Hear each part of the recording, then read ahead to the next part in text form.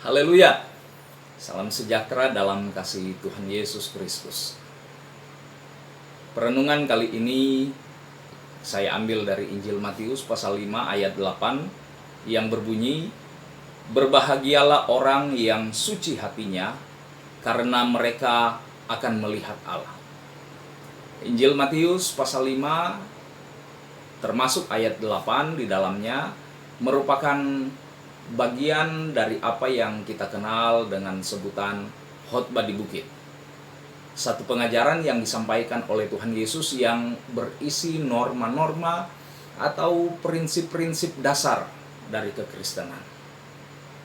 Tujuannya adalah untuk menunjukkan, mengajarkan bagaimana orang yang percaya kepada Tuhan, orang yang mengikut Yesus hidup dibandingkan dengan apa yang ada ditulis di dalam hukum Taurat.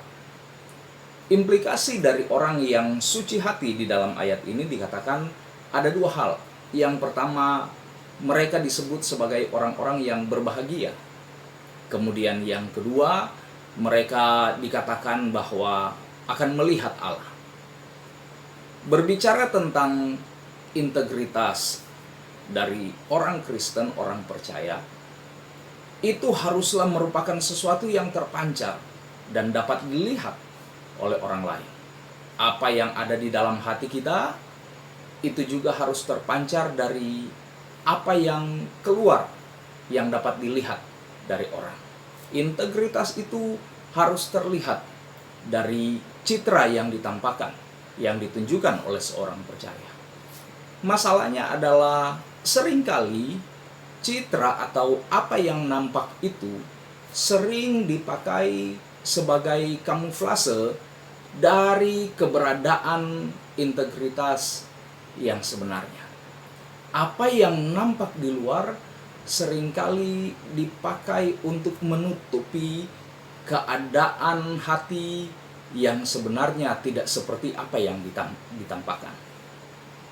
Misalnya di dalam Alkitab kita jumpai ada kelompok yang disebut orang-orang Farisi, yang Yesus seringkali menyebut mereka sebagai orang-orang munafik. Karena apa?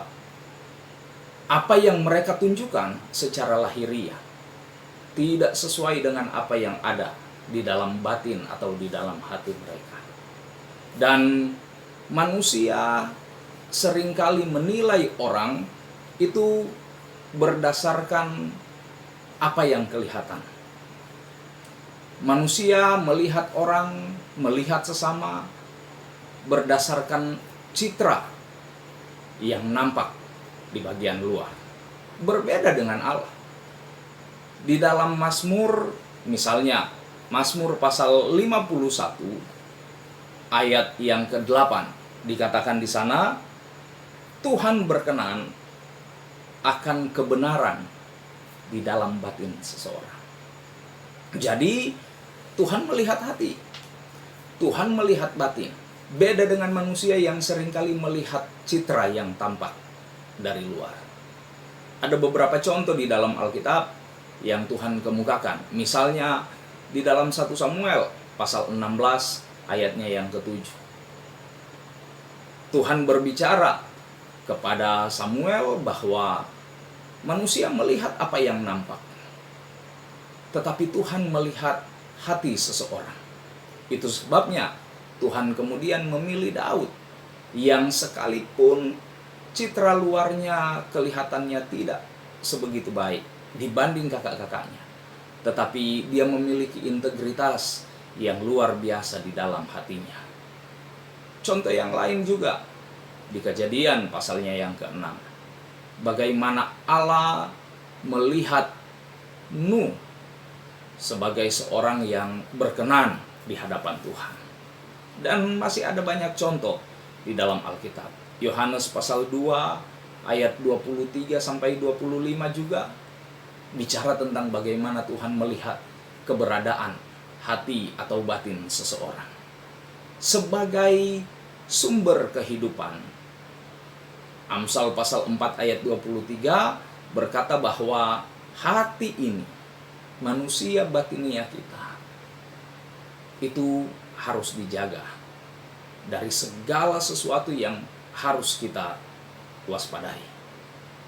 Ada contoh-contoh di dalam Alkitab tentang orang yang tidak dapat menjaga hatinya dengan baik. Kejadian pasal 3, khususnya di ayat 5 dan ayat 6, menceritakan tentang satu pribadi, Kain, yang tidak dapat menjaga hatinya. Akibat dari Kain tidak dapat menjaga hatinya, ia kemudian membunuh adiknya. Selaras dengan apa yang ditulis oleh Rasul Yohanes dalam surat 1 Yohanes pasal 3 ayatnya yang ke-16, bahwa seseorang yang membenci sesamanya, membenci saudaranya, dia sudah menjadi seorang pembunuh. Di dalam Mazmur pasal 24 ayat 3 sampai ayat 4 dituliskan di sana, siapakah yang boleh naik ke atas gunung Tuhan? Siapakah yang boleh berdiri di tempatnya yang kudus? Orang yang bersih tangannya dan murni hatinya, yang tidak menyerahkan dirinya kepada penipuan dan yang tidak bersumpah palsu. Orang yang suci hati, hanya orang yang hatinya murni, yang dikatakan dapat atau boleh menghadap Tuhan. Karena apa? Karena Tuhan mementingkan, Tuhan lebih peduli dengan kemurnian hati seseorang. Murni hati di dalam Mazmur pasal 24 ini berarti orang yang tidak ada penipuan, orang yang hatinya tulus. Kemudian dikatakan juga orang yang tidak bersumpah palsu. Hatinya tulus dan lidah atau mulutnya juga memperkatakan apa yang benar. Kebenaran yang keluar dari mulut nampak, dilihat, didengar oleh orang yang bersumber dari dalam hati yang juga tulus, dari hati yang murni. Apa yang ada di dalam hati itu yang kemudian dinampakkan keluar melalui perkataan. Ciri-ciri orang yang suci hatinya dari Alkitab kita dapat pelajari, ada beberapa yang saya dapat ringkas atau rangkum kali ini. Yang pertama, orang-orang yang atau suci hatinya, cirinya yang pertama, orang yang sungguh-sungguh dalam hidupnya. Dalam artian mereka berkata ya di atas ya, dan juga berkata tidak untuk hal yang tidak. Mereka tidak menambahkan sesuatu di atas apa yang sebenarnya. Yang kedua, orang yang suci atau yang murni hatinya, itu adalah orang-orang yang kehidupannya terbuka. Orang-orang yang tampil apa adanya. Tidak ada yang mereka sembunyikan. Mereka tidak memoles citra mereka untuk menutupi keberadaan hati mereka. Mereka tidak menunjukkan kepalsuan hidup. Apa yang dinampakkan berbeda dengan apa yang ada di dalam. Kehidupannya terbuka. Orang dapat melihat mereka apa adanya. Ciri yang ketiga dari orang yang suci hatinya adalah orang yang hatinya, orang yang pikirannya, orang yang motivasinya murni. Tidak ada maksud-maksud tersembunyi. Tidak ada hal-hal yang mereka simpan rapat-rapat di balik apa yang mereka tunjukkan. Motivasi mereka murni. Hati mereka, pikiran mereka murni. Yang keempat, orang yang suci hatinya adalah orang-orang yang tidak munafik.